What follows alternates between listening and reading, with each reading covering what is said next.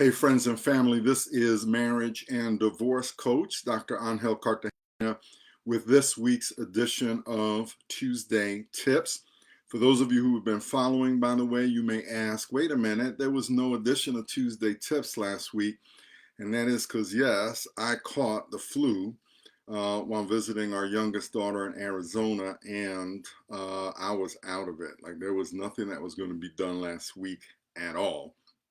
But thank God I have bounced back. I still have a slight cough, but otherwise feel great. Energy is coming back. And so here I am with this week's edition of Tuesday Tips. And this week, what I want to deal with is the issue of post-divorce loneliness. I have had clients come to me, or I've even seen on a couple of Facebook divorce forums, that one of the biggest complaints that people have after divorce is that they feel lonely, they feel alone, they feel abandoned. And the truth is that that is a natural occurrence after divorce. One of the things that we often don't feel comfortable talking about is that when divorce happens, there is this realignment of relationships. And the truth is that there are many relationships that will remain and stay strong. There are other relationships, however, that break up. And the truth is that after divorce, oftentimes people choose sides.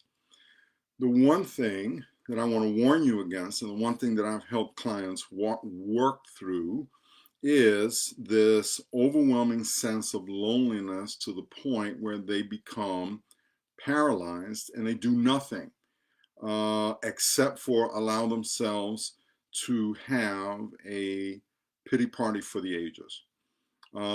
This is not a good response because all you're doing is allowing yourself to be subsumed by the realignment of relationships. You need to act like this realignment is real, and you need to realize that there is something that you can do about it. In fact, I want to give you 3 steps for you to consider in terms of dealing with your post-divorce relationships, particularly as they start to align, because you have all sorts of different situations. For example, if you are an introvert, you are married to an extrovert, there's a good chance that a lot of relationships that you guys had was as a result of your spouse. And there's nothing wrong with that, but understand that it's going to be natural that those people who came into the relationship because of your spouse are going to leave with your spouse. So here are the 3 steps that I would urge you to take if you are suffering from post-divorce loneliness. Number 1 is see this as an opportunity. In other words, you now have a chance to examine both yourself and others with regards to the relationships you've had in the past. And if you can identify things that need to be changed or addressed, now's the time to do it. In other words, look at yourself first and ask yourself the tough question: is there something I've done that has chased people away or has kept people away? And then, of course, the other side of that coin is there something about the type of person that I've attracted that's really not healthy or good for me? So see this as an opportunity for you to take time to look through. And by the way, if you have a divorce coach, if you have a trusted friend, someone whose advice and counsel you depend on, this would be the time to ask them to help you out, help you to evaluate these relationships in your life. Because the truth is, some relationships you just need to go ahead and let go. Which, by the way, leads me to the second point, which is once you realize that you have an opportunity, sift through your current list. In other words, seriously, go through all of your friendships and ask yourself if these people are really worth you lamenting over or you feeling lonely over. Now, when I say this to people, I know sometimes they feel, well, Dr. C, man, that's not cool because you're asking me to judge people. No, listen to me. The scriptures do prohibit us as Christians from judging others, but not from discerning, or what sometimes I like to call becoming fruit inspectors. For example, let me read this passage out of Matthew chapter 7. It says, "Beware of false prophets. They come to you in sheep's clothing, but inwardly they are ravenous wolves. By their fruit you will recognize them. Are grapes gathered from thorn bushes or figs from thistles? Likewise, every good tree bears good fruit, but a bad tree bears bad fruit. A good tree cannot bear bad fruit, and a bad tree cannot bear good fruit. Every tree that does not bear fruit, that does not bear rather good fruit, is cut down and thrown into the fire. So then by their fruit you will recognize them." Now, there are other places in the scriptures where Jesus applies this fruit inspection idea not just to prophets, but to people as well. In other words, you'll know people by their behavior. And so, someone for years could have been saying to you that they are a friend, but how have they behaved toward you since the divorce? Or maybe even how were they behaving toward you before the divorce? The truth is, beloved, not everybody who calls themselves your friend is your friend. And so you need to take a sort of inventory, if you will. And those people who really have not been your friends, even though they said they're your friends, you need to cut them loose and stop thinking of this as I'm lonely, and instead start thinking about this as you're blessed, because you don't need them in their life. You need them to go. You need them to be gone. And you need to be the one to make the decision to cut them loose if that's the case. And so see this as an opportunity, sift through your current list. And then the last thing I will say is seek new networks.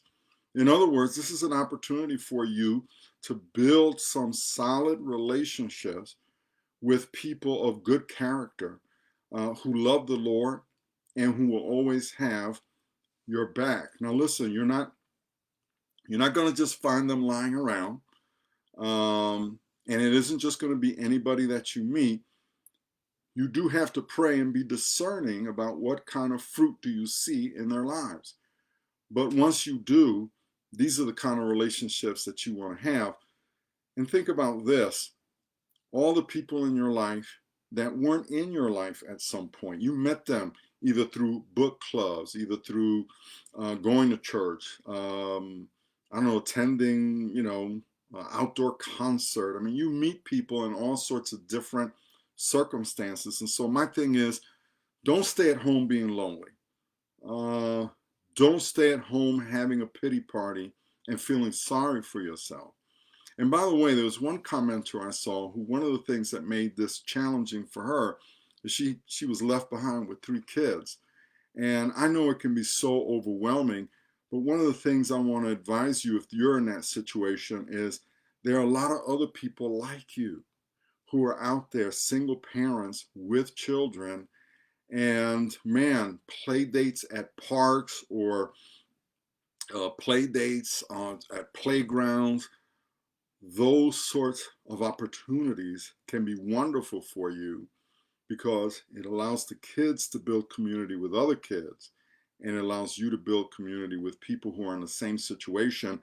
And may I say from my personal experience, one of the groups of people that have used that opportunity well, and so if you have access to somebody in this group, you might want to ask, the people who I saw do this best were military spouses. That is, I have 2 sisters who were married to men who served in the Navy. And while those guys were deployed, the wives who stayed behind, and even some husbands who stayed behind with the kids, they did a great job of socializing, of networking, of putting themselves together in situations where they give the kids something to do and they give themselves a break while they're at it. They would help each other by sometimes taking turns giving one or two a chance to go see a movie while several of them stayed back with the rest of the kids.